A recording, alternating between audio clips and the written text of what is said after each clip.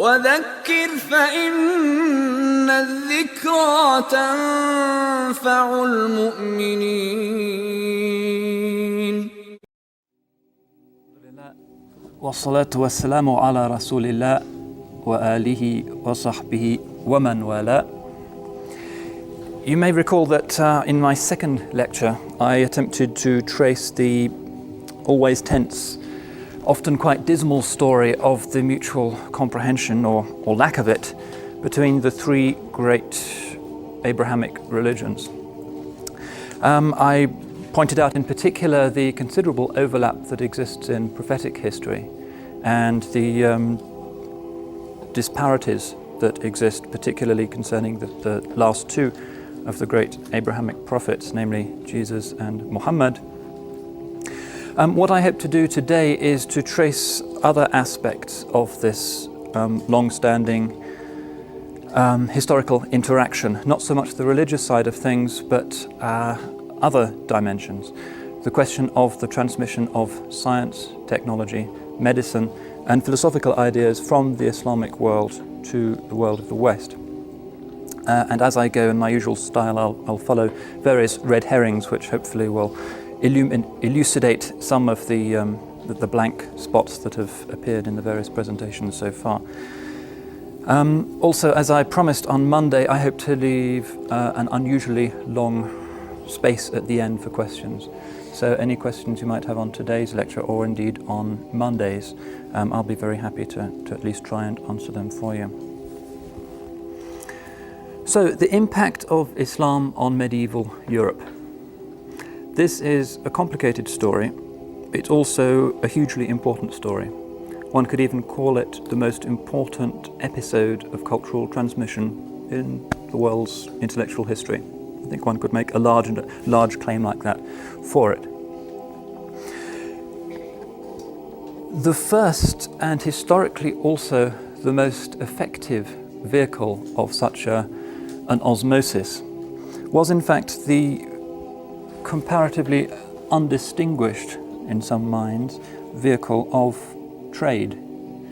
We sometimes forget that Islam in the Middle Ages was a great commercial civilization, not just a great religious civilization whose preoccupations were very much focused on God, but also a very successful material culture as well. Islam, of course, found this quite easy to achieve because it had its roots in a trading community. The Blessed Prophet was himself from Mecca, which was a great entrepot city, which sent caravans of traders across the desert, rather in the way that, say, a city like Venice 1,000 years later would be sending great argosies of galleons across the oceans. It was an entrepot city, very much as Venice was later to be. And we know that the Blessed Prophet himself had joined at least one caravan to Syria. And his precedent as an honest merchant in subsequent generations of Islam lent enormous prestige to the vocation of the trader, the businessman, the merchant. Medieval Islam was not one of those civilizations which tended to regard the mercantile profession as a rather base and worldly vocation. It was regarded always with considerable esteem. The second great dimension of this was, of course, the conquests themselves, which within a century of the Prophet's death had created this quite unprecedented unitive state which stretched from Provence in southern France in the extreme west all the way through to the borders of China in the east. And one consequence of this was that the great ancient Iron Curtain of the old world, namely that which had separated the Mediterranean cultures to the west from the eastern cultures, the Indian and the Persian to the east, was suddenly no more. This great cultural divide had existed for at least 1,000 years. Alexander the Great had done the most to try and overcome it, but of course, as we know, his empire did not long outlive him. So this great new political fact, which completely overturned all of the old certainties and all of the old intellectual and also, of course, economic patterns, was the basis for the foundation of this great mercantile civilization, founded in the Middle East, which since time immemorial had been, by virtue of its geographic position, the great nexus of trade. So, two factors. First of all, the legitimacy of a mercantile piety in the Islamic ethos. Secondly, the sheer geographical fact of Islam's centrality in the world. And this domination of the world economy by the cultures of Islam continued well into the 17th century.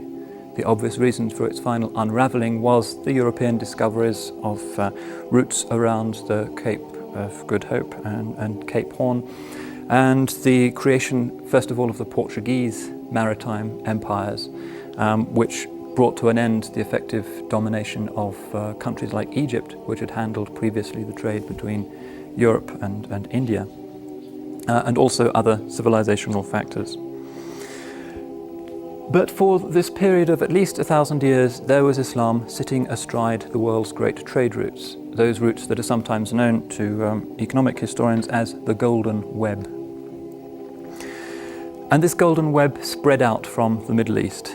One of the trade routes, in many ways the most lucrative, allowed truly gigantic caravan trains, including perhaps 50 or 60,000 people and as many animals, to arrive on a regular basis from the great cities of China via Central Asia, cities like Samarkand and Bukhara, to the Abbasid capital of Baghdad at that time, that is in the early Abbasid period, had a population perhaps of as many as 2 million. From Baghdad, the same goods would be transshipped on to various other destinations. One particularly important road linked Baghdad to Constantinople, the Byzantine capital, and thence, of course, to Eastern Europe. To the south of Baghdad, there was the also important trade route down to the Yemen being the great source for spices and certain perfumes. There was also to the south of Baghdad the great trading ports of a place called Ubulla, which really no longer exists. And somewhat later, this place was eclipsed by the growing importance of the city of Basra, today the second city of Iraq. But they're very close to each other. Ubulla is a few miles to the west of the present city centre of Basra. Of course, we have from that time the great maritime legends of Sinbad the Sailor, which reflect the enormous cultural importance of this trade and of these two cities. And through Ubulla and Basra, great sea routes linked the Islamic Empire to India, particularly the city of Surat in Gujarat in western India, and further afield to the Indies, that is to Sumatra and Java, where thriving Muslim communities soon grew up, which presided over the peaceful Islamization of that part of the world. Another important city was a place called Qulzum. Again, it has largely vanished into the sands. The traditional Muslim name for the Red Sea was Bahr al-Qulzum. Now they call it Bahr al-Ahmar, the Red Sea. And Qulzum was very close to the present-day city of Suez at the top of the Red Sea. The Muslims were particularly conscious of the importance of that isthmus. There were serious plans for the digging of what was later to be brought into reality as the Suez Canal.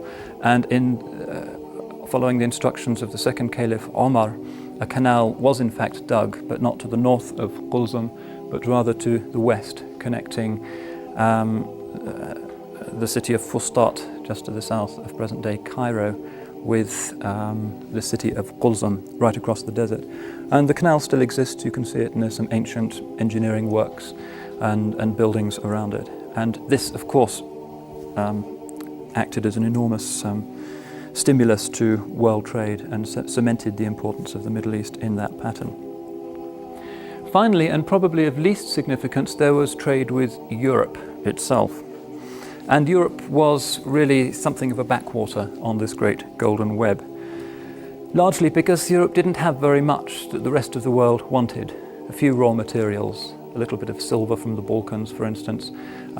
Cinnabar came from places in Spain, cinnabar being the mineral from which mercury was traditionally extracted, and also raw materials, particularly fabrics, wool from England, for instance, which found its way into the Middle East where it was in demand. You have to recall that by 800 at the latest, the entire Mediterranean basin, not just its southern fringes, was dominated politically and economically by the Muslim presence. In fact, there's a famous Belgian historian called Henri Pirenne, one of the great historical thinkers of the 20th century, who made his reputation 50 or 60 years ago now by publishing a book called Mohammed and Charlemagne. Pirenne's idea was that Europe's self-awareness as an entity didn't exist under the Romans, because Europe was simply part and parcel of a larger Mediterranean ecumenical space. But once the Arab conquests effectively amputated most of the provinces of the Roman Empire from the rest of Europe, then Europe started to turn in on itself and began to acquire a sense of its own identity. And Pirenne's thesis, as it's known, is actually generally accepted now by historians. So this was one of the great formative influences of the Arab eruption on the history of Europe. I've mentioned that it wasn't just the southern Mediterranean and of course the eastern Mediterranean that was dominated by the Arabs, and of course by this time Spain was very firmly in Muslim hands as well. But there were also very significant Muslim settlements, colonies if you like, along the northern coast of the Mediterranean. In particular, we find, for instance, in southern France, in a town nowadays, small town called La Garde-Freinet, more usually known to historians as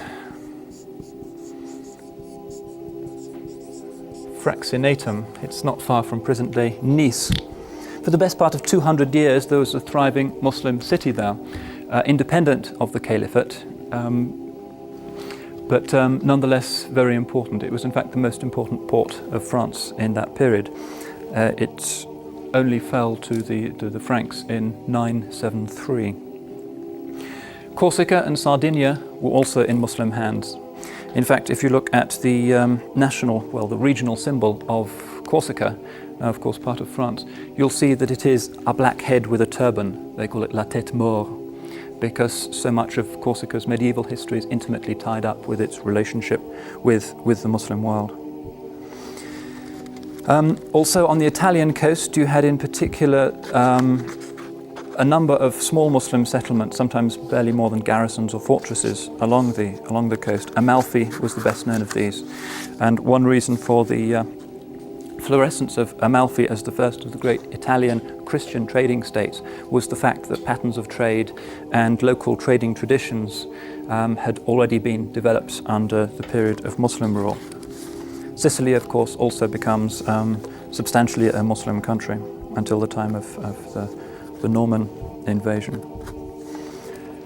And as I said, the only break on this almost colonial expansion of the Muslim world towards the north was the fact that the Arabs generally were not terribly interested in Europe.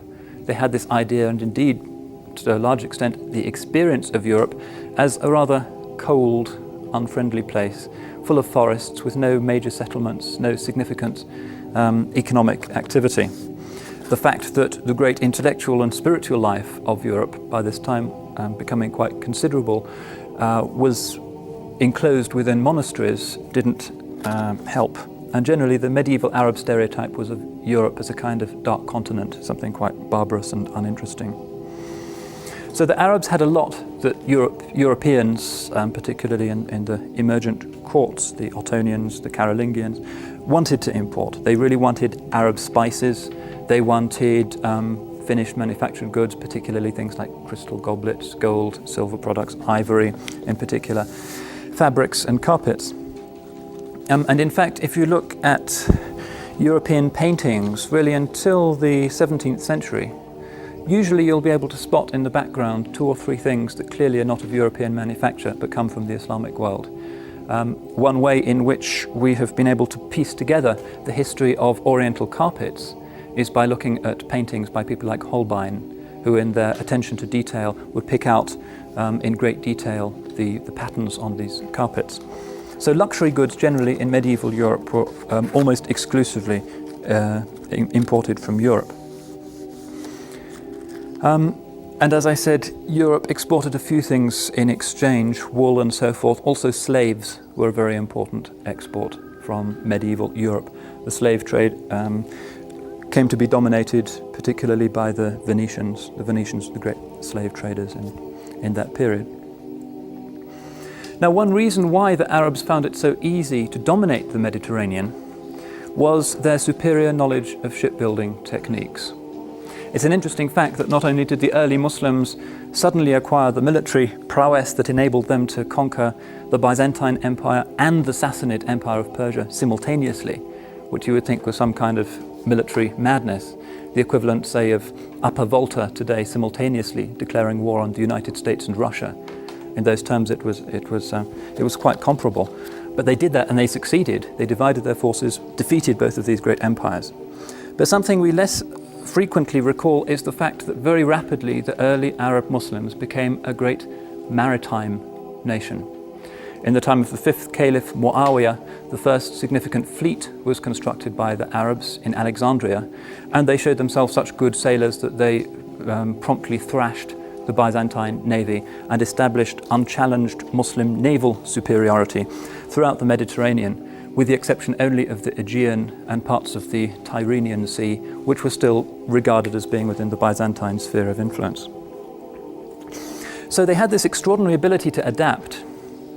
But in the longer term, what proved no less influential was their knowledge, as I've said, of shipbuilding techniques.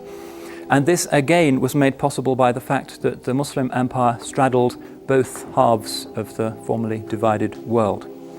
What the Muslims did was to import into the Mediterranean shipbuilding techniques that had long been known amongst the navigators in the far more difficult and treacherous waters of the Indian Ocean. In the Indian Ocean, the distances were much more considerable. Sometimes ships would go as far as China. And the ships were a lot larger and they were a lot sturdier. So we find these ships immediately being introduced into the Mediterranean with the Muslim port cities of Syria and Egypt particularly. The galley, which had formerly been the main method of long-range seafaring in the Mediterranean, was not completely displaced, but by and large the Muslims didn't use galleys very much, largely because they had something called the lateen sail. I'm afraid I can't tell you whether this is actually a word of Oriental origin. It might be.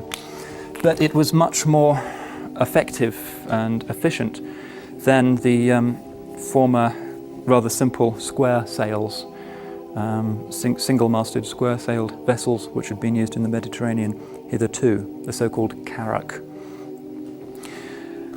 Now, European shipbuilders in due season started to pick up on these Arab techniques, and they started to improve on them. And in fact, it is accepted that the great journeys of discovery undertaken by the Europeans in the 15th century, whether around the Cape or across to the Americas, were based in large measure on this Indian Ocean technology that had been brought to the Mediterranean by the Arabs. The use of multi-masted vessels, for instance, hitherto unknown, the use of this lateen sail, and certain technical improvements on how you actually bolt together and caulk a seafaring vessel. So, because of this capacity of the Europeans to emulate these innovations, European navigators started to rejoin the world of trade. So Amalfi becomes a Christian city once more. And if you ever visit Italy, south of Naples, Amalfi is certainly one of the most splendid places to visit. It has a wonderful 11th century cathedral, one of whose most interesting features is its, I think, quite happy combination of Moorish and Christian Gothic idioms. The cloisters there in particular are almost completely Moorish in inspiration, with characteristically Sicilian Arab forms of decoration. But it becomes a Christian city again and continues in its former role as a great maritime city. And its example is followed in the 2 centuries that followed by places like Pisa, Genoa, and of course Venice, all beginning their own illustrious maritime histories in this period. Now, these Europeans had trading partners in North Africa, and by this time many of the leading mercantile families in North Africa were not Muslims but were actually North African Jews. And the reason why North African Jewry flourished in this period, at least commercially, was that it was easier for Jewish merchants to visit Europe and trade than it was for Muslims, because there was some kind of tradition of tolerating a Jewish presence in most European cities. There were ghettos where they could live and so forth. People had experience of them, whereas it was much more difficult in practice for a Muslim merchant to visit Europe. So we have at this point the emergence of very important Jewish contributions to Mediterranean trade. Now the pattern so far established starts to be fractured when a dynasty known as the Fatimids,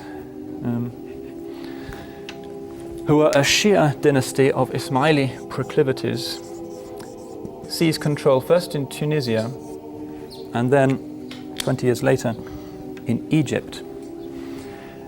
One of the things Fatimids want to do is to challenge the Abbasid Caliphate and to flex their muscles in the Mediterranean.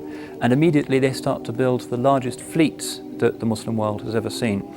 And they start to import a lot of wood and iron from Europe.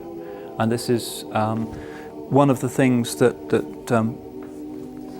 promoted the growth of trans-Mediterranean trade at that time. Another thing that made the Fatimids particularly important in Islamic trade was the fact that the Persian Gulf was at that time obstructed by a bunch of extremists, really, called the usual English version of this is the Karmatians, who were an even more extreme group of Shia who held that Ali was actually an incarnation of the divine. And they wouldn't let anybody go through the Gulf. So these cities of Ubulla and Basra immediately fell into more or less complete redundancy, and Egypt becomes much more important. And from this time, Egypt, really until the 17th and 18th century, remains the great Muslim center for international trade. Another boost to world trade that was at least mediated by Muslim civilization to Europe was the invention sometime in the 12th century of the compass. Obviously of huge importance if you were actually going to be courageous enough to travel across the open sea rather than hugging the coast as most people previously had done. And we don't actually know who invented the compass. Some say the Chinese, who passed it to the Arabs. Some say the Arabs invented it, some say the Persians. There are even theories to suggest that it was the Italians. But in any case, the most advanced early compasses came from the Islamic world. Another development, almost certainly of Islamic origin, was something called the portolan. Portolan is a kind of map or a chart. Obviously map making is one of the most mathematically complicated of activities, and the Romans and the early medievals hadn't done it at all well. But with the use of the portolan, whose technical aspects I don't think I'll attempt to outline here, exact navigation with the help, of course, of the compass and other Arab innovations such as the azimuthal quadrant and the astrolabe became something of an exact science.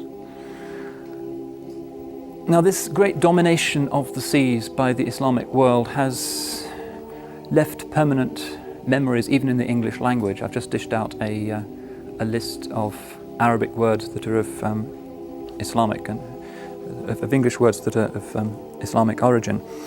For instance, the most obvious of these is the word admiral. Admiral actually comes from the Arabic Amir al-Bahr, prince or commander of the sea. Sometimes it's thought to be a corruption of Amir al-Rahl. Rahl was a word that was used sometimes for a fleet.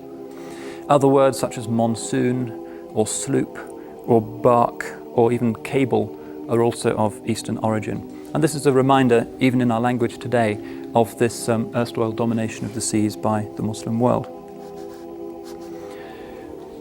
Now, newly conscious of themselves, as Pirenne indicated, and effectively surrounded by Muslims on all sides, the non-Europeans until this time did have a tendency to think of every other part of the world as inhabited exclusively by Muslims. They had vague ideas, which even they sensed to be legendary, of an Eastern king called Prester John, perhaps in Ethiopia, who one day, if only he could be contacted, could attack the Muslims from behind and Islam would be definitively defeated. But generally we find, for instance, in the 12th century writer, William of Malmesbury in England, an absolute assumption that outside Europe everybody is a Muslim. However, partly because of these improved techniques of navigation, this started to change, and with it came a major transformation in Europe's view of the world. When the Christians reconquered Sicily in the 11th century, the Norman king of Sicily, Roger II, died in 1154, was curious to know more about the outside world, and he commissioned a Muslim scholar of Cordoba called Al-Idrisi, yet another product of the brilliant college that was the great mosque in Cordoba. And he asked Idrisi to draw a map of the whole world. Idrisi, by the way, died in 1166. And Idrisi duly produced not just one, but a series of 70 maps. 70 detailed maps, and many of these have survived, and they are the world's oldest, very detailed maps that attempt to be comprehensive. And these reveal the very, very detailed extent of Muslim knowledge, not just of the Muslim world, but of elsewhere. For instance, there's a map of England. Idrisi himself had travelled in England, and he mentions even small northern towns like Yarmouth and Grimsby, and places that probably most Sicilians wouldn't have heard of. And he places them quite accurately on his map. So these 70 maps, together with an accompanying manual that Idrisi also wrote, became known as the Book of Roger. And this book, or summaries thereof, become the chief source of European Christian knowledge of the wider world. Now, aside from trade, there was another area in which the rise of Islam had a galvanizing effect on European economic life. Hopefully I've sketched to you so far the extraordinary importance of the Islamic triumphs for the emergence of trade in Europe. And the second thing was agricultural technology. And I won't dwell on this in great detail because Munir Sheikh last Friday very ably sketched the impact that this had on the economic life of Spain. He pointed out that before the Muslim conquest, most of Spain had lain fallow, was never cultivated. The Romans and the Visigoths had supported a few irrigation schemes. There are some spectacular Roman aqueducts remaining there, for instance.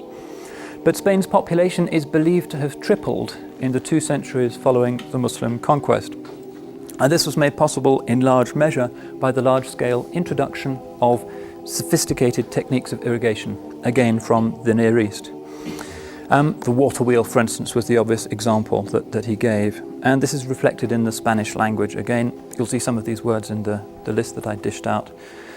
For instance, even today, a common word in the Spanish countryside for a little bridge which takes water across a little valley is alcantarilla, what I encountered recently in Spain.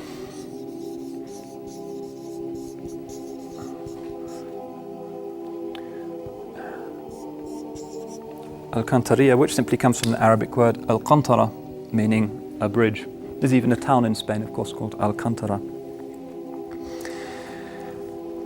Eastern crops also introduced particularly into Spain, also into Muslim Sicily and those other Muslim bits of southern Italy.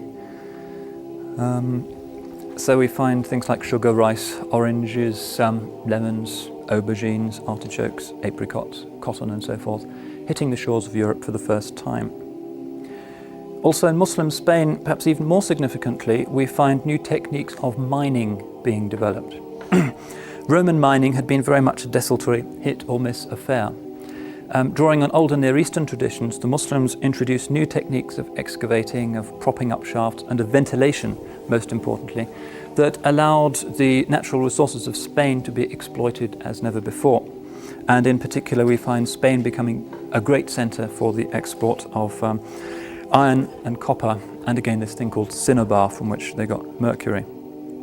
And these new Moorish techniques of mine construction and ventilation radiated out throughout Europe and become the basis, for instance, for the mining communities of Lower Saxony, who went on to construct and man some of the great silver mines throughout Europe. The techniques that they were using were originally introduced into Europe by the Moors of Spain. Another thing that is certainly worth mentioning, although it was of no economic use, hasn't really been discussed so far, was music. Again, Spain was the channel for this, and it received its great boost with this famous fashionable person, almost the Beau Brummel of his age, Ziryab, who came from Cordoba. No, he came from Baghdad and died in Cordoba in 857. And through Ziryab and his pupils, very sophisticated instruments for the first time become widespread in Europe.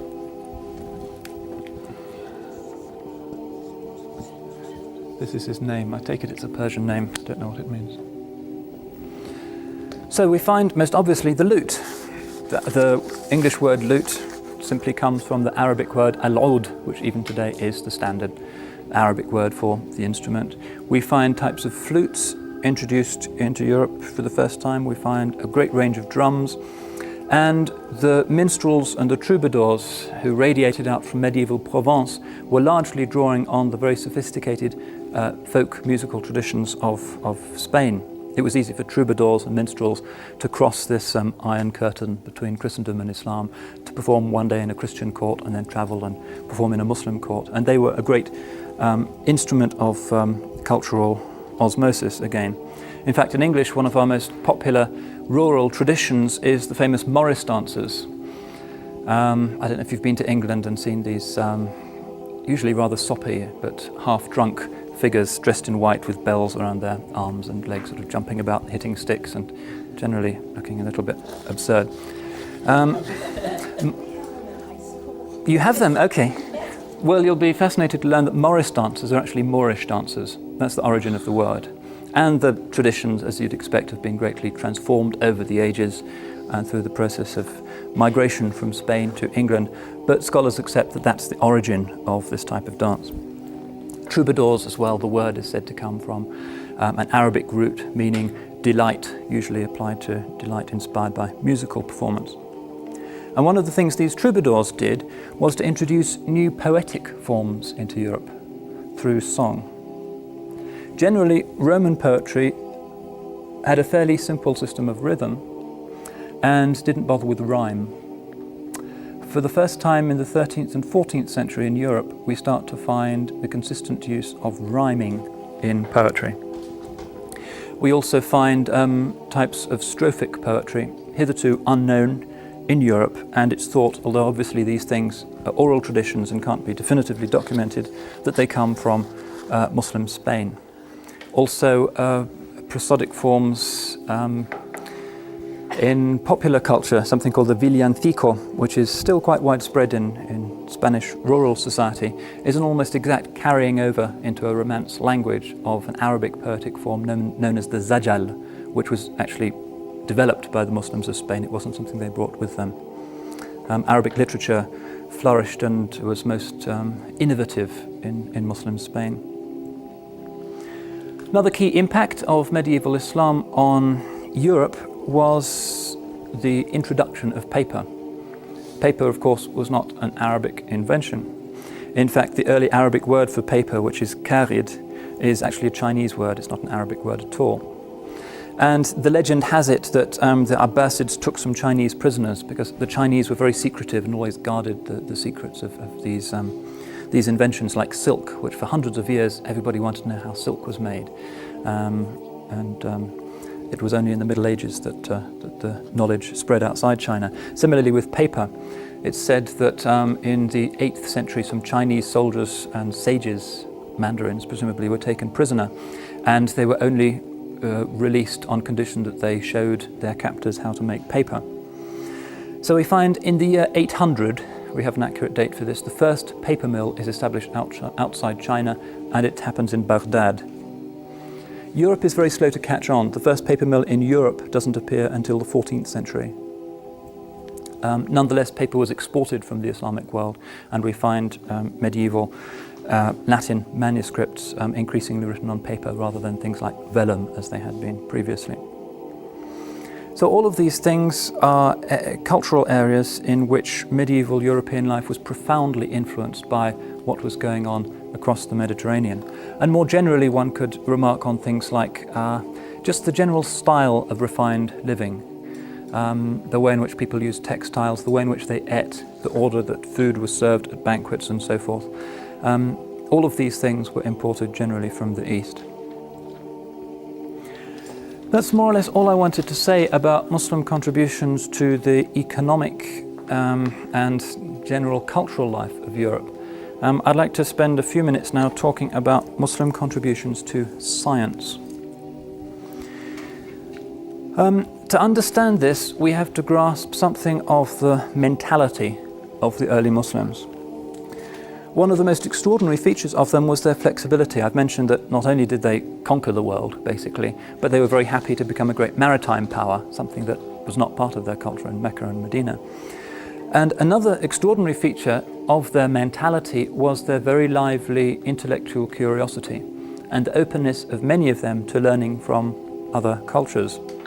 And this was particularly prominent in the case of other cultures which had dimensions which didn't seem to be explicitly religious or to conflict with the Quranic worldview. There are many examples of this, but the most conspicuous and famous one is, of course, the openness that they showed towards aspects of the Greek cultural legacy. Not just philosophy, the most famous case, but also science. So already in the 8th century, we find classical Greek works being translated into Arabic, usually through the medium of Syriac, and very often in the early period it was Syriac Christian translators who were being commissioned by the caliphs to do this. But this activity, which I think should be regarded as one of the great deliberate attempts to be open to another civilization, it's a very almost a unique example of deliberate importation of ideas and attitudes from outside, rather than their gradual percolation. This process really took off with an Abbasid caliph called Al-Ma'mun.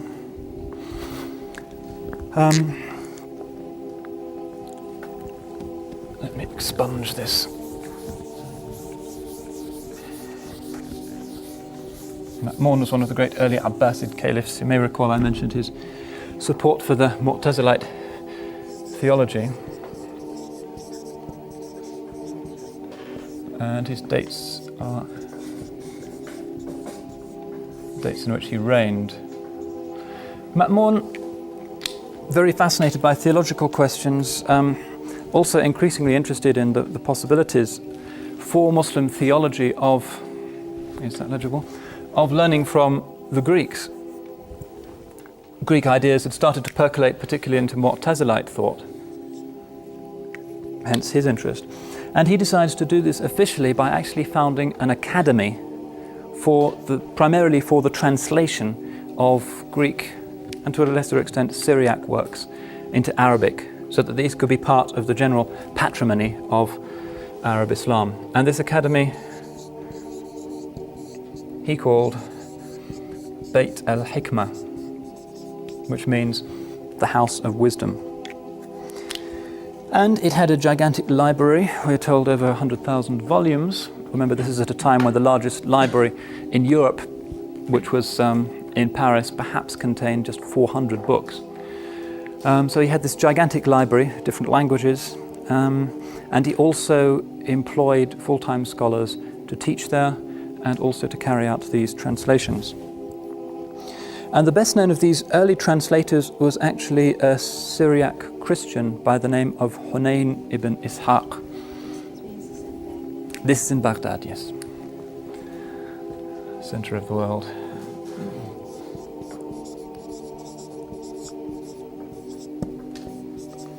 The Christians tended to lead the field in the Arab East, at least for the first 100 years of this process, because very often they were of Syriac background and hence could translate the Syriac books, and it was easy for them to learn Arabic as well.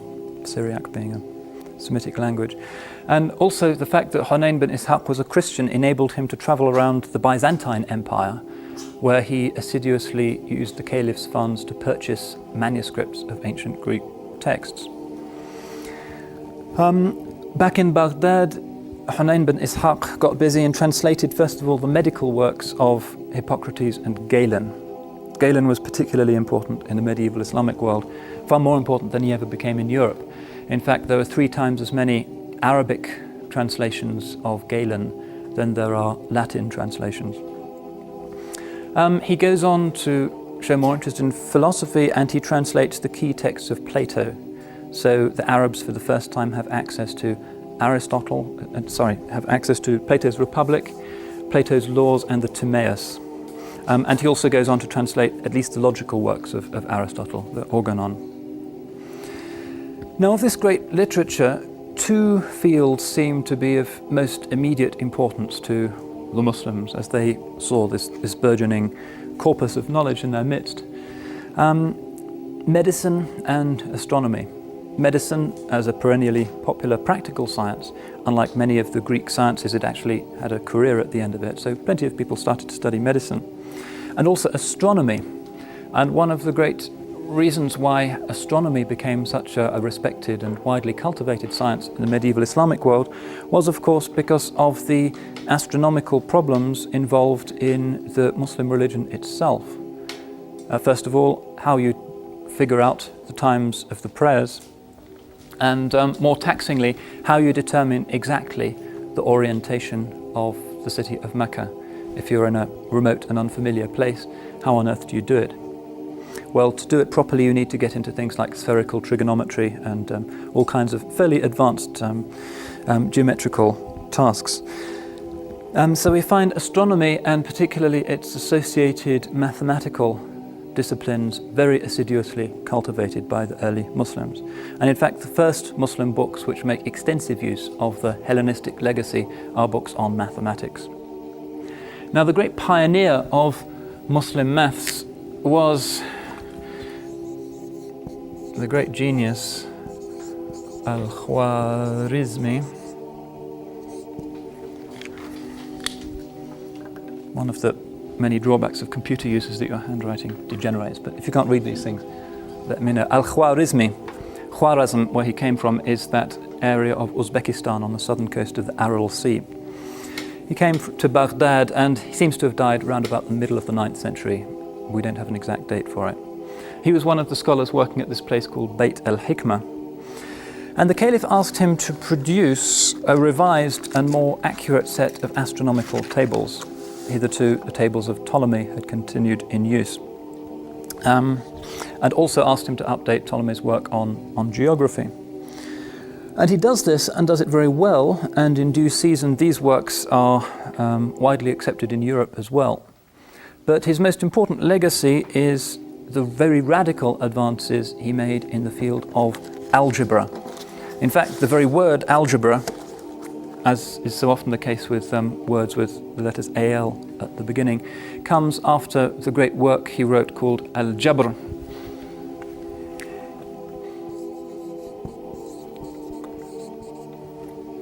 Which means something rather vaguely like equivalence or compulsion or necessary relations, that kind of thing. And he was able to do this because he was one of the first to use modern style decimal notation, i.e. the use of base 10 and the so-called Arabic numerals. It's a strange thing that although the Arabic numerals were called by the Arabs the Indian numerals, scholars don't have any definitive evidence to suggest that this represents direct influence from India. It remains hypothetical. And this, of course, was a huge advance because the Romans had used the, in many ways, quite clumsy Roman numerals with the X's and V's and so forth, which, as soon as you get into advanced mathematics, become something of a nightmare.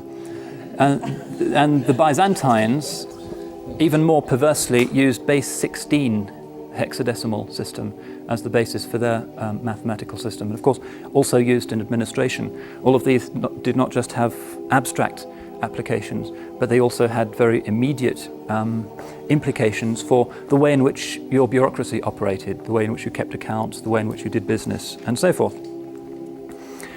Another important Arab mathematician also associated with this Beit al-Hikmah was a certain Jabir ibn Aflah, known in the West as Geber, Geber, and he really is the great early pioneer of spherical trigonometry, which, as you'll recall, is this important discipline for figuring out the direction of Mecca, but which has other advantages as well. Also influential was somebody called Ibn al-Haytham,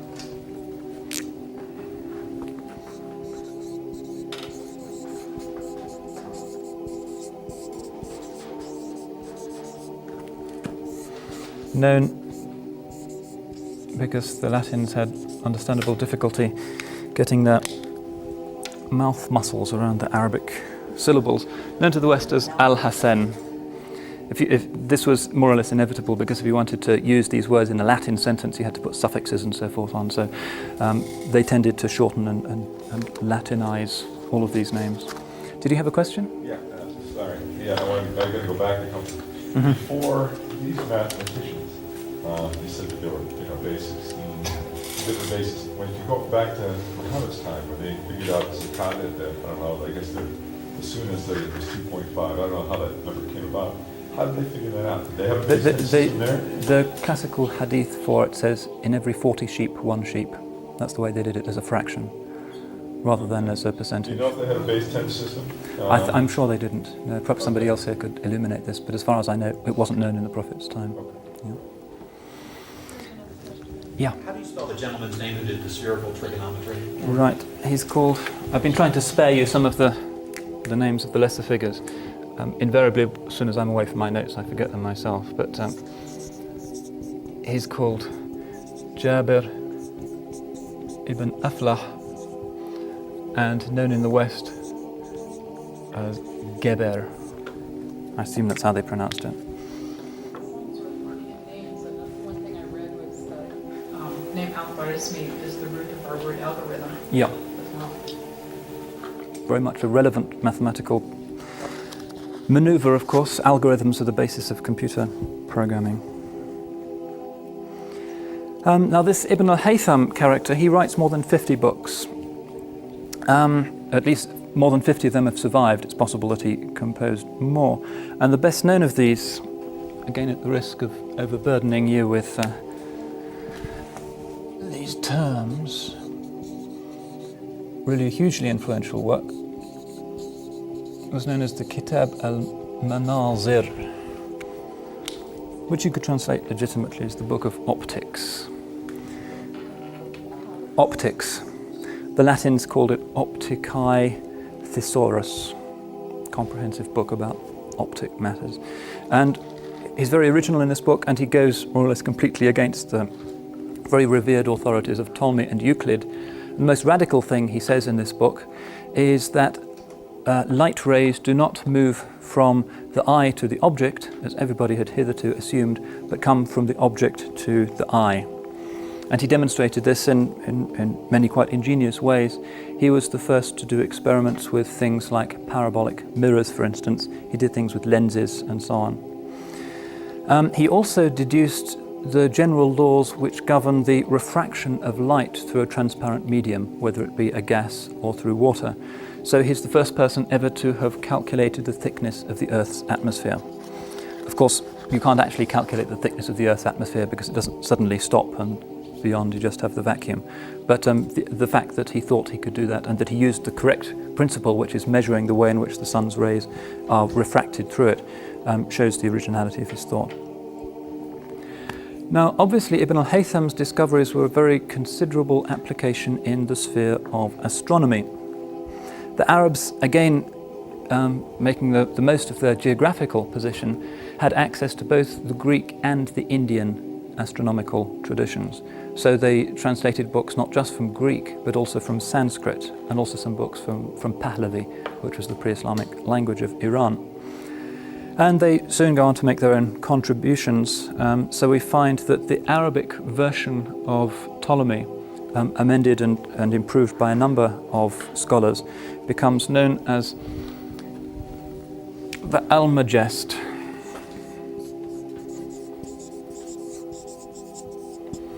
and this immediately makes the journey over the frontier into Europe and becomes really the basis for astronomy right up to the time of Copernicus.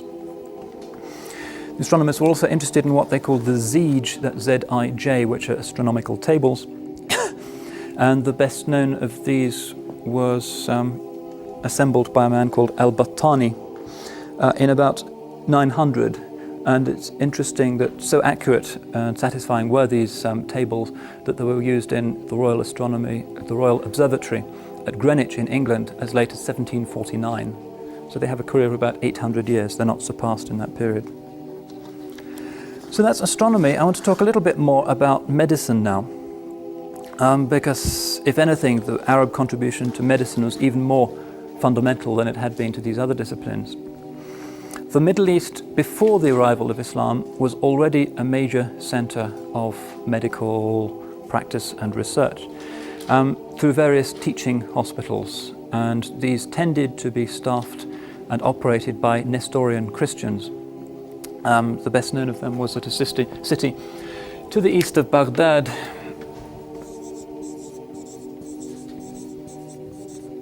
called Gondeshapur, which remained a significant center for about 200 years into the Islamic period. And in fact, for the first 200 years of Islam, Nestorian physicians tend to be the best known. And a Nestorian Christian from Gondeshapur called Ibn Bakhtishur, I'll write it up if you want, but it's not centrally important. He moves to Baghdad in about 800, hoping for caliphal patronage. And with cash from the caliph, he opens the capital's first medical academy. This is under the caliph Harun al-Rashid, probably the best known of them all. And this immediately establishes one of the most consistent cultural patterns and phenomena of classical Islam, namely the rich and the wealthy competing with each other, both to buy prestige in the eyes of the world and also to curry favor with God by endowing hospitals and teaching academies. One of the most recurrent and characteristic features of a medieval Muslim city is the Bimaristan, or the hospital. I mentioned incidentally already on Monday the use of music therapy in some medieval Muslim hospitals in the treatment of medical disorders. But that was only part of a much wider system which very often provided free treatment. And to understand how this was possible, not possible in some countries even today, of course, was a system known as the awqaf. Is this a familiar word? Waqf, awqaf? Something that should be known. I'll give you the singular of it only. Perhaps slightly easier. Waqf is roughly the equivalent, well, the nearest thing to it in European law is the thing called mutmain, which means a charitable endowment in perpetuity, an inalienable endowment. And what this meant simply was that some wealthy pasha or amir would have 1 million dinars or so spare, and he would sign a document in which this money was made over in perpetuity for the support of a particular establishment.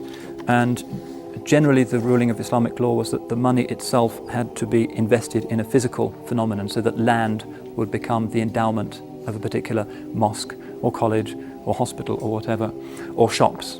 So you'll see sometimes in some Muslim cities that a mosque is actually built over a row of shops, and that's because both were constructed by a particular patron, and the shops are simply there to provide income for the maintenance and upkeep of the mosque. So this institution, one of the most characteristic in medieval Islamic societies, it's been estimated that by the close of the Ottoman period, around 40% of land in the city of Istanbul was actually held by these charitable foundations. An enormously important institution, and one that did make possible free education for those who wanted it, and also made possible these great hospitals. It's interesting to remark that the world's oldest continually functioning eye hospital is the waqf of a Mamluk sultan in Cairo called Sultan Qalawun, who was, I think, 13th century. And I've actually visited it, and it's next to his mausoleum, next to his mosque, and it's been functioning, treating eye diseases for the best part of 800 years.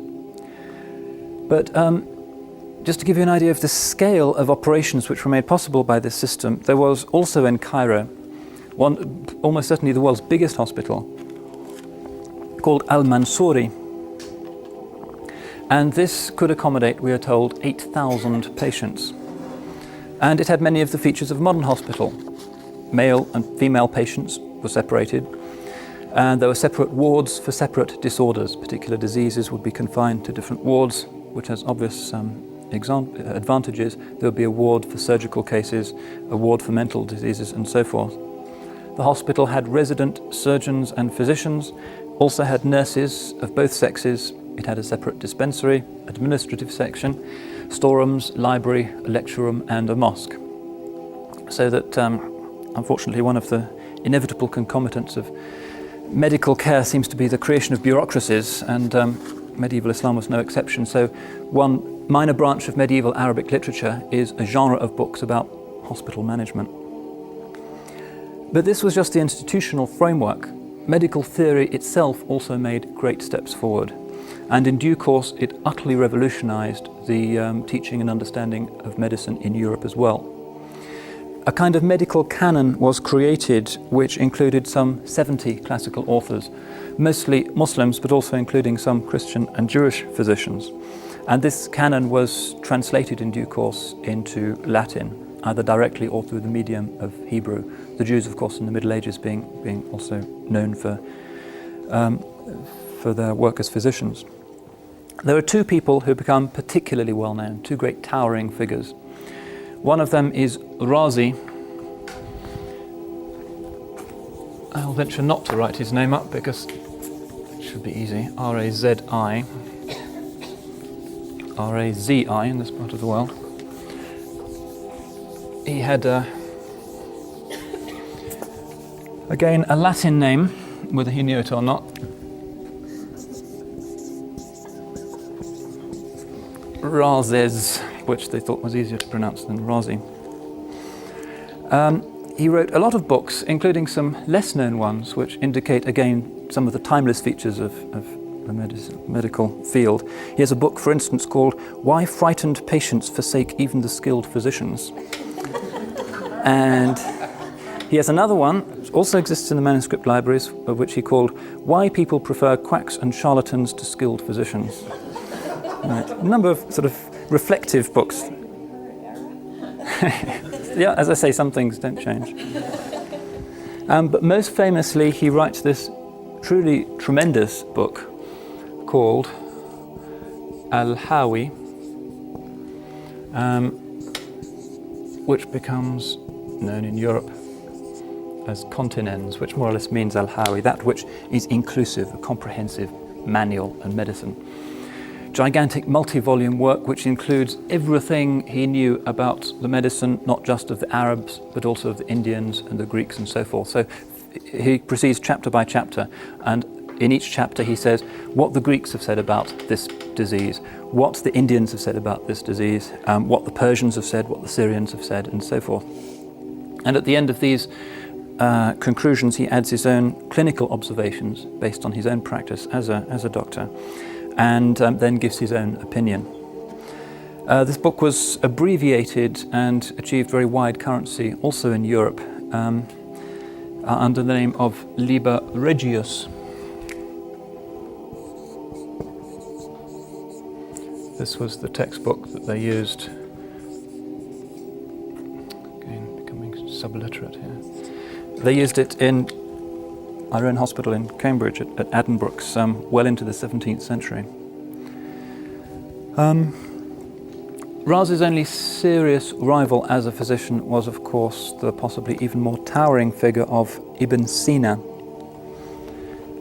Dies in 1037. Again, he has a sobriquet in the West. The great Avicenna, a Sheikh Rais, the great supreme master of this and of course of other disciplines. He was also a significant philosopher, and his main contribution to medicine was another gigantic book called Al-Qanun, known in the West as the Canon of Avicenna. Translated into Latin in the 12th century, completely dominates medical teaching in Europe until at least the late 16th century. There are even cases of it being used in the 18th century in some hospitals in France. So popular is it that in the 16th century alone, 20 different editions of the book are printed in Italy, all in Latin. And there are also endless, innumerable commentaries on this book. Another great physician, this time from Spain, was a man called Al-Zahrawi.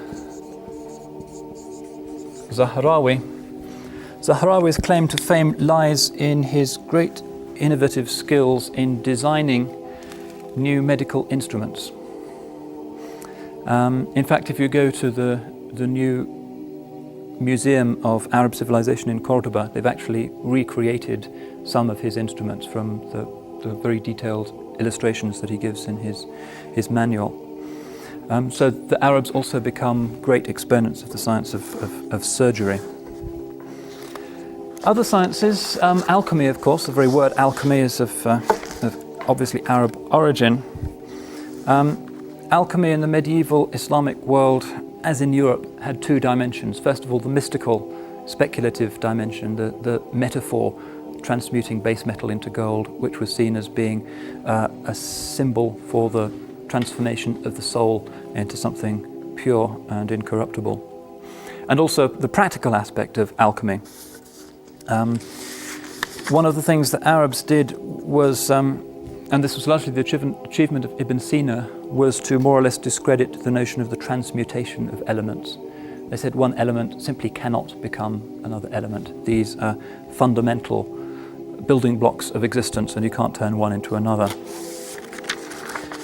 We also find some of these people writing on botany. Perhaps the best known writer amongst the Arabs on botany was a certain Ibn al-Baytar.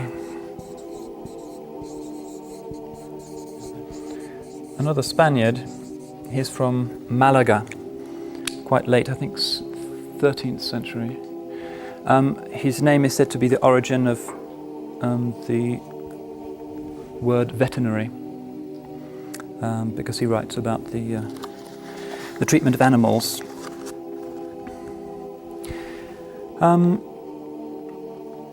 Now, all of these thinkers form part of what I have described as probably the greatest single process of cultural osmosis in history. A twofold process. First of all, the enthusiasm of the Arabs for the old sciences of the Greeks. Then they pick this thing up and they run with it for a while, and then the Europeans take it, and a second process of transmutation begins. Now, of course, from the Eastern or Islamic perspective, that's not the primary function of this process. These things continue to be developed within the Islamic world, and sometimes there's an excessive emphasis in Western texts on this period, on the role of the Arabs as a kind of bridge, as a mediator. The works of Aristotle, Plato and so forth, largely been lost in medieval Europe, and the Arabs came along and they handed them over intact to the Latins. Of course, as I've tried to demonstrate, the Arabs did a good deal more than that. They actually completely revolutionized most of these disciplines, and even after the Europeans had picked them up, they continued to be cultivated in the Muslim world. But what's clear is that it was Muslim thought that kick-started medieval European Christian thought in all of these disciplines. It was Muslim thought that brought Europe out of the Dark Ages and provided the foundations, many of the details, as I'll explain in due course, of Catholic scholastic theology, ultimately opening the way to the Renaissance. Now, I've spoken of this process so far largely from the point of view of the, as it were, exporting nations. And what I'd like to do now is to, as it were, hop over the Mediterranean and see how this thing worked from a European perspective. The importation of Arab science, and to a much lesser extent philosophy, seems to have begun in the 9th century, still during the Dark Ages, in other words, with the translation into Latin of a few minor works that, by almost random processes, came into the hands of the Latins. But this process was really inaugurated in a serious way by somebody called Gerbaut. Quite a brilliant mind. Galbert of Aurillac in France, and he later becomes Pope as Pope Sylvester II, dying in 1003. And Galbert is in a better position than most of his compatriots to know about Arab science, because in his early 20s he had been wandering around Catalonia, almost the sort of medieval equivalent of a present-day hitchhiker. He just wandered around and stayed in monasteries or wherever. And Catalonia at that time was only very recently recaptured from the Muslims. There were still memories of Muslim cultural activities. Many books were still around. And there's even a colourful legend current amongst the medievals that Galbert also travelled to Cordoba, where he took a Muslim teacher in the great mosque. And the legend goes on to say that he seduced the daughter of this teacher and stole his books and ran back to Europe with them. And in that way, scholastic theology and the early medieval Renaissance began.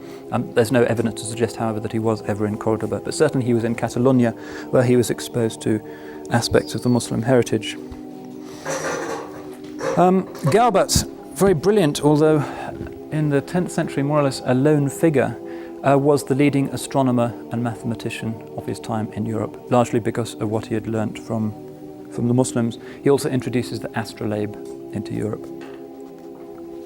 As far as medicine goes, again another practical science that often traverses cultural barriers more rapidly than do some other things. Early medieval Europe was extremely retarded in medical matters. The only people who tried to make a difference were the Benedictines, who very often would open little clinics attached to their monasteries. Particularly well known was the great Benedictine house at Monte Cassino. The Benedictines also occupied themselves increasingly with translating, particularly this book, which they were very fond of, the Liber Regius, which is the summary of Raz's larger work. But slowly, as people recognize, albeit sometimes reluctantly, the extraordinary merit of the Arab sciences, a tradition of translation starts to grow, and it becomes more culturally acceptable that one rejects the Muslim religion, but nonetheless can consistently say that one is open to more secular aspects of Muslim thought. This kind of duality is very characteristic of the medieval mind. And for obvious reasons, this translation process gains momentum, particularly in Spain. Spain was a great area of overlap, particularly once the Muslim tide starts to recede, leaving little Muslim communities or Islamized Jewish communities or Mozarabic Christian communities speaking Arabic, having access to these texts, marooned, as it were, at the high water mark. And this gathers momentum following the conquest of Toledo in 1085. Immediately we find, as I mentioned last time, Peter the Venerable, who comes up with this Cluniac corpus, which is mainly interested in understanding Islam and constructing a polemic against it, less relevant for the purposes of this lecture. But we find, more interestingly, visiting Toledo, somebody called Dominic Giundisalvi. He is an archdeacon of Segovia, devout Christian, but nonetheless very open to learning from the Saracens. And he teams up with a converted Jew called Ibn Dawood. Giundisalvi himself appears not to have known Arabic particularly well, but the common pattern for these European translations was for them to be done in pairs, with a Christian cleric polishing the Latin, and for the raw translation being done by a native speaker of the language. There are 4 or 5 very well-known instances of such a partnership. So he teams up with this Ibn Dawood and starts to translate some of this rich Arabic legacy. Another important figure in this process, probably the second most important, is a certain Gerard of Cremona, dies in 1187, who translates over 100 books. The mathematical heritage is generally translated into Latin by somebody called Plato of Tivoli, who's operating in Barcelona on the eastern coast of Spain. Translates a lot of these key texts of geometry and astronomy. Another key figure, this time from England, was the monk Adelard of Bath. And we don't know too much about where he picked up his Muslim learning, but it seems that he probably travelled not just in the Christianized bits of Spain, but in Muslim Spain proper. There's another legend that suggests that he went and studied in the great mosque of Cordoba. And he's the one who translates Al-Khwarizmi. Remember this towering figure of mathematics and of geometry. And when he returns to England, he becomes involved in the group that set up the University of Oxford. Another Brit was Michael Scott, who dies in 1236. He, we know, spent time in Toledo, and generally the medievals were very hostile towards him because he seems to have been a kind of almost free-spirited person. And their way of polemicizing against that, his excessive sympathy for the Saracen learning, was to describe him as a sort of occultist, a magician or a wizard. So Dante has a very long graphic explanation of how he'll be punished amongst other wizards and sorcerers in the Inferno. Interesting thing about Michael Scott is that he's also interested in the Muslim remains in Sicily. He travels to the court of the great Frederick II, who's the king of Sicily. Very extravagant, again rather free-willing, open-minded monarch, known as Stupor Mundi, the wonder of the world, because of the extraordinary things he did. Eventually excommunicated, and he basically surrounds himself in this court with Saracen traditions. He eats Saracen food, he learns Arabic, he has Arabic physicians and philosophers at his court. He develops an appreciation for Arabic poetry, and he even, particularly shocking to the medieval mind, takes a bath every day, which was one of the reasons officially cited for his excommunication. One of the least comprehensible aspects of medieval history is the way in which, following the decline of the Roman Empire, that great Roman institution, the thermae, or the public baths, immediately shut down. So when Byzantium enters the Christian faith, although obviously it had tremendous advantages, one drawback was that they immediately closed down the public baths. But this tradition is maintained in the Muslim world even today, the famous hammam, the Turkish bath, and so forth. But for medieval monks, this was regarded as something really a bit outrageous. And even today, in Eastern Christian spirituality, you'll still find a few people who regard physical hygiene as in some strange way incompatible with Christian faith. A friend of mine was spending time at a monastery in Greece. He travelled from monastery to monastery, this was back in the 60s, never saw a single bath or a shower. And he became so horrified with this that one day while the monks were at prayer, he filled up the big stone tank where they washed their habits with water and sat down and it had a good tub. And suddenly out of nowhere, a monk appears shouting at him and accuses him of desecrating the monastery, etc., etc., and he has to jump out and run back to his room as nature intended. How such a cultivation of uncleanness can be coupled with the gospel ethic, I don't know, but it's certainly a recurrent feature of medieval Europe. You find sometimes in Muslim discussions of how to deal with these nasty crusaders, the advice that you should keep your distance because they're a bit smelly. How are we doing? Sorry? His name? The name, the emperor? Yes. Frederick II. Frederick. Yeah. So he goes around in a turban and sort of nice silk oriental clothes, and this is just too much for the establishment.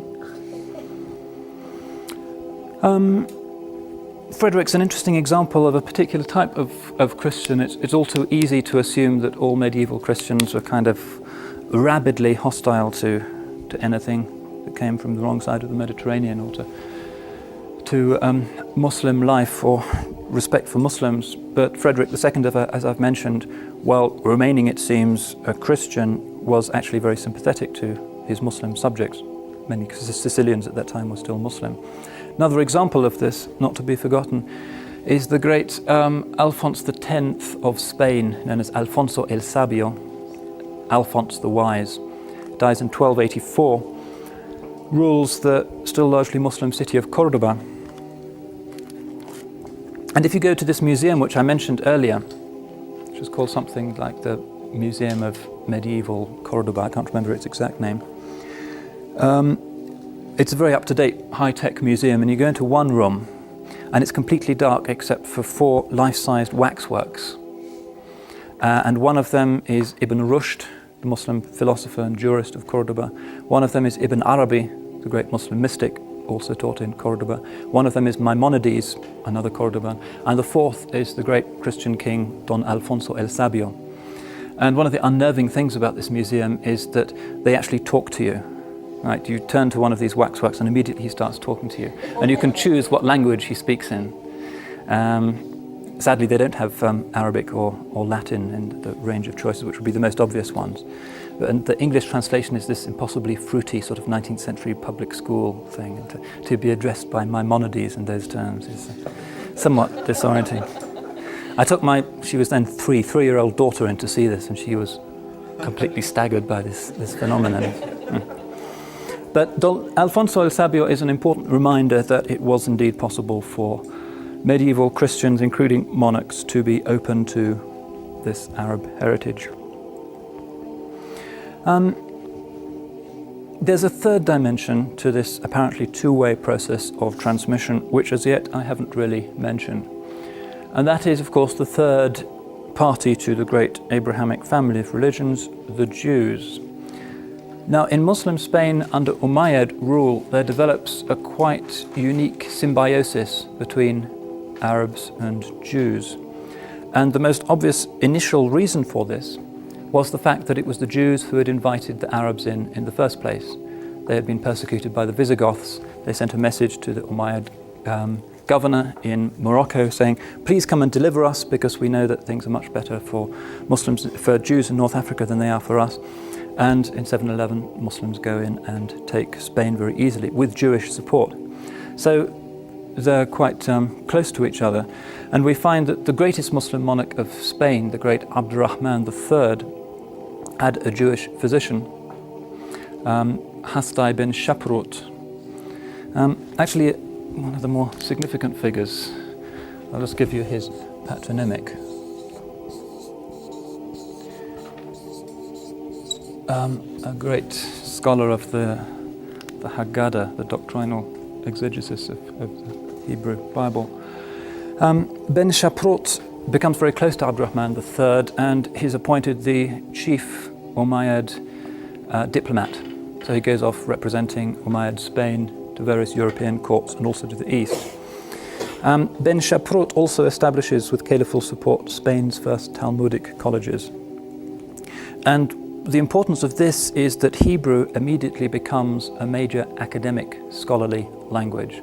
The great medieval flourishing of Hebrew is basically the achievement of medieval Moorish Spain.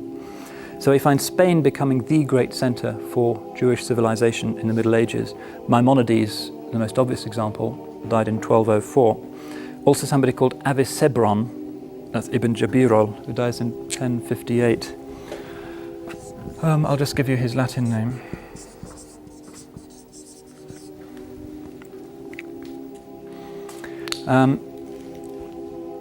Rather like Maimonides, Avisebron is interested in the Jewish law and is a rabbi, but like Maimonides also he writes extensively on philosophy, particularly interested in the Aristotelian legacy. So we find that thanks to these people like Ben Shaprut and then Maimonides and Avisebron, an extraordinary florescence of Jewish intellectual life. And the significance of this for the purposes of our lecture is that many Arabic works were first translated into Hebrew, and because of the Jewish diaspora in Europe, these works percolated into Europe and were subsequently, either through Jews who remained loyal to their religion or those who became Christians, became part and parcel of the general cultural patrimony of Europe. So this is a second and also quite important channel by which the Arabic learning reaches Christendom. I've talked a little bit about the early medieval period and the impact of Islamic civilization on it. In particular, I mentioned this Gaubert of Aurillac, who's the great, really almost the only star in the 10th century firmament. But it was really not until the 12th century that the Arabic sciences truly start to become appreciated in Europe. In the 12th century, and more especially in the 13th, we find Europeans starting to adopt the Arabic numerals in place of the very unwieldy Roman equivalents. And the key figure here was somebody called Fibonacci, another agile mind and an interesting customer, Leonardo Fibonacci of Pisa. He, in 1202, publishes a book on mathematics called the Liber Abaci, that's A-B-A-C-I. And he's interesting because his father had been a great merchant and was in fact in charge of the Pisan trading colony in the Algerian port city of Bijaya. And it's thought that Fibonacci Sr.'s dealings with Muslim merchants there made him aware of the superiority of the Arabic over the Roman numerals in accounting, keeping inventory records and so forth. So the elder Fibonacci sends his son to study with the Imam of a mosque in Bijaya, who is also acquainted with mathematics. And Fibonacci Jr. turns out to have a great flair for maths, as very occasionally does happen amongst young people. And he comes up with this book while he's still young, and immediately it revolutionizes mathematical studies in Europe. It's taken up very quickly. The most important innovation in it was the invention of the zero. The zero comes from the Arabic word sifr, S-I-F-R, which means empty, nothingness. It's an Arab invention. Also, as well as the word zero, our word cipher, for more unclear reasons, also comes from this Arabic word sifr.